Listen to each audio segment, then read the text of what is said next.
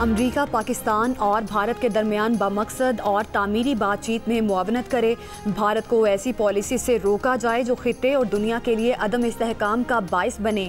भारत ने पानी बंद किया तो ये जंग के ऐलान के मुतरादिफ होगा।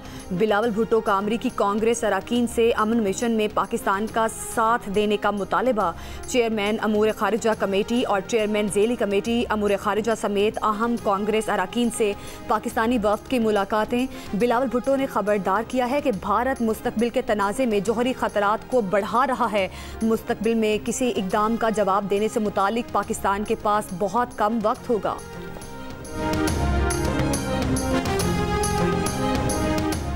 अक़वाम मुत्तहिदा की सलामती काउंसिल की कमेटी की सदारत मिलना पाकिस्तान की इंसदादे दहशतगर्दी कोशिशों पर आलमी बरादरी के एतमाद का मजहर हैं।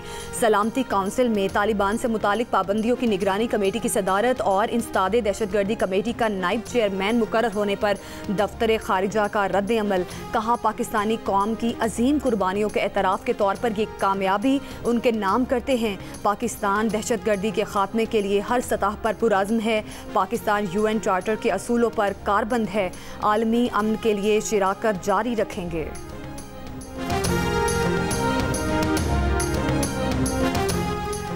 वज़ीर आज़म की दौरा सऊदी अरब में आज सऊदी वली अहद और वज़ीर आज़म शहज़ादा मोहम्मद बिन सलमान से मुलाकात करेंगे। मुलाकात में दो तरफ़ा ताबुन को फ़रोग़ देने पर बातचीत होगी। वज़ीर आज़म हालिया पाकिस्तान और भारत कशीदगी कम करने में सऊदी क़यादत के किरदार पर शुक्रिया भी अदा करेंगे। नायब वज़ीर आज़म इसहाक डार और फील्ड मार्शल आसिम मुनीर भी वज़ीर आज़म के साथ हैं। अमेरिका में पाकिस्तान के वफ़द की रुकन शहरी रहमान ने कहा है कि भारत ने शहरी इलाकों को निशाना बनाकर जंगी कवानीन की खिलाफ वर्जी की। प्रेस कॉन्फ्रेंस के दौरान सेनेटर शहरी रहमान ने कहा कि हालिया 87 घंटे की जंग असल वाक़या नहीं, सिर्फ ट्रेलर था जो पाकिस्तान के मरबूत रद्द-ए-अमल का मज़हर था। ये जंग भारत की इस स्ट्रेटजी का हिस्सा है जो खित्ते को बॉलीवुड तर्ज की कशीदगी में मुब्तला रखना चाहती है।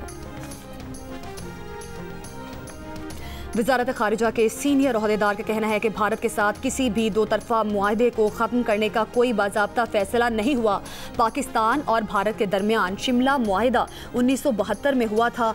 कश्मीर समेत तमाम मसाइल दो तरफ़ा तरीके से हल करने पर इत्तफ़ाक़ किया गया था। इससे पहले वज़ीर दिफ़ा ख्वाजा आसिफ ने जियो न्यूज़ से गुफ्तगू में कहा था कि शिमला मुआहदे की अब कोई हैसियत नहीं रही। कंट्रोल लाइन अब सीज़ फायर लाइन हो चुकी। हम 1948 की पोजीशन पर वापस आ गए हैं। भारत के इक़दामात की वजह से शिमला मुआहदे की शिकें ख़त्म हो गईं।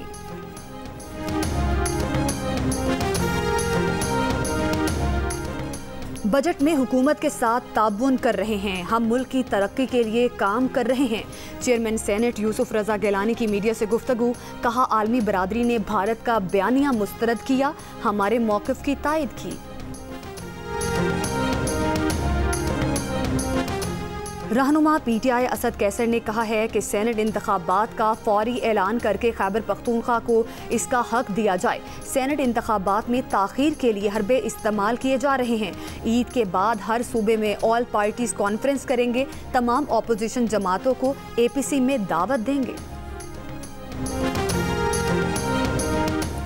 अमीर जमात इस्लामी हाफिज़ नईमुर रहमान ने मुतालबा किया है कि 1,25,000 तनख्वाह वाले शख्स को टैक्स से छूट दी जाए।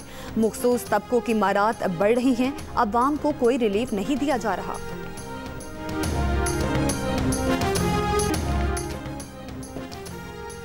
लाहौर की तारीखी टोल्टन मार्केट में पंजाब की पहली आलमी मायार की मीट मार्केट का क़याम। सीनियर सूबाई वज़ीर मरियम औरंगज़ेब का दौरा। 30 जून तक तामीराती काम मुकम्मल करने की डेडलाइन दे दी। मरियम औरंगज़ेब का कहना है कि वज़ीर आला मरियम नवाज़ ने 6 माह पहले नोटिस दिया था और आज आलमी मायार की मीट मार्केट का वादा पूरा कर दिखाया।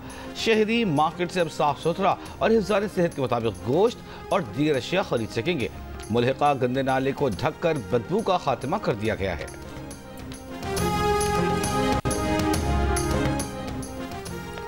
वज़ीर आला सिंध का ईद उल अज़हा के मौके पर कैदियों के लिए 120 दिन की खुसूसी माफ़ी का ऐलान। महकमा दाखिला सिंध ने कैदियों के लिए 120 दिनों की माफ़ी का नोटिफिकेशन जारी कर दिया है। आम कैदियों को 120 दिन की खुसूसी माफ़ी दी जाएगी। कत्ल, दहशतगर्दी, रेप, अगवा और माली बदउनवानी में मुलव्वस कैदी माफ़ी के अहल नहीं होंगे। माफ़ी का इत्तलाक सिर्फ आम सज़ा याफ्ता कैदियों पर होगा। सजाए मौत के कैदी शामिल नहीं। मुनशियात, फॉरेन एक्ट, जासूसी और माली बेज़ाब्तगियों में सजा याफ्ता कैदियों पर इतलाक नहीं होगा।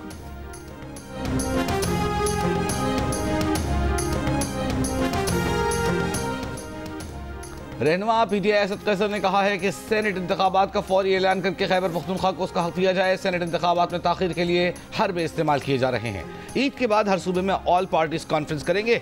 तमाम अपोजिशन जमातों को APC में दावत देंगे।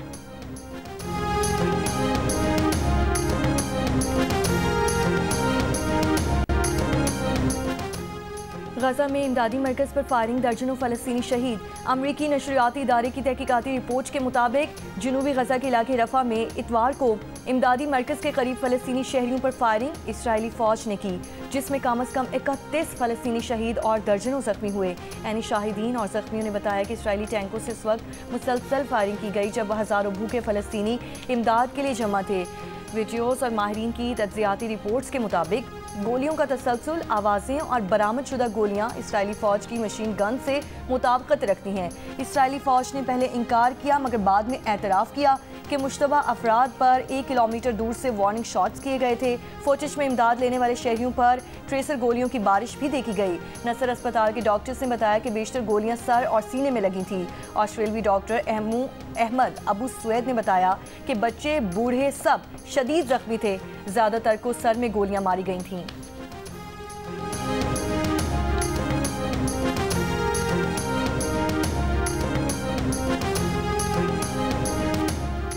टांक में नामालूम अफराद ने सरकारी स्कूल धमाके से उड़ा दिया। स्कूल की इमारत मुकम्मल तबाह, कोई जानी नुकसान नहीं हुआ।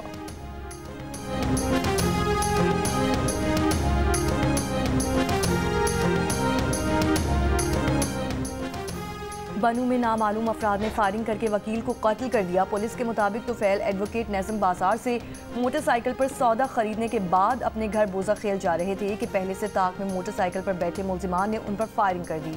फायरिंग से तुफैल एडवोकेट शदीद जख्मी हो गए, जिन्हें फौरी तौर पर DHQ हॉस्पिटल मुंतकिल किया गया। ताहम वो जख्मों की ताब न लाते हुए दम तोड़ गए। पुलिस के मुताबिक मुलजिमान की गिरफ्तारी के लिए नाकाबंदी कर ली गई है, जबकि वाक़े की तहकीकात जारी है।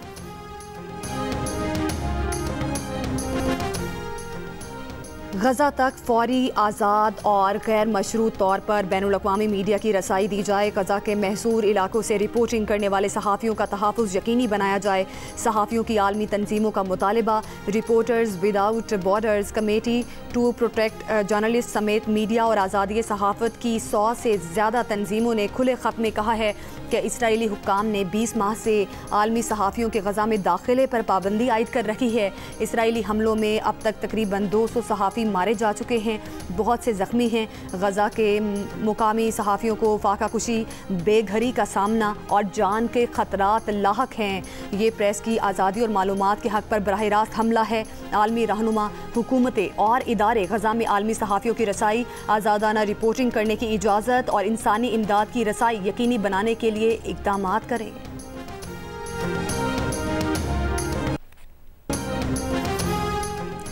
सऊदी अरब, मुत्तहिदा अरब अमारात और दीगर खलीजी रियासतों में ईद उल अज़हा आज मनाई जा रही है।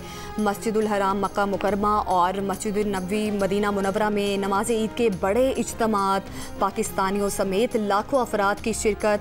अबू धाबी, दुबई, शारजा और दीगर अमारती रियासतों में नमाज ईद के इज्तिमात। दुबई के इलाके अल-कुसस में सबसे बड़ा इज्तिमा हुआ।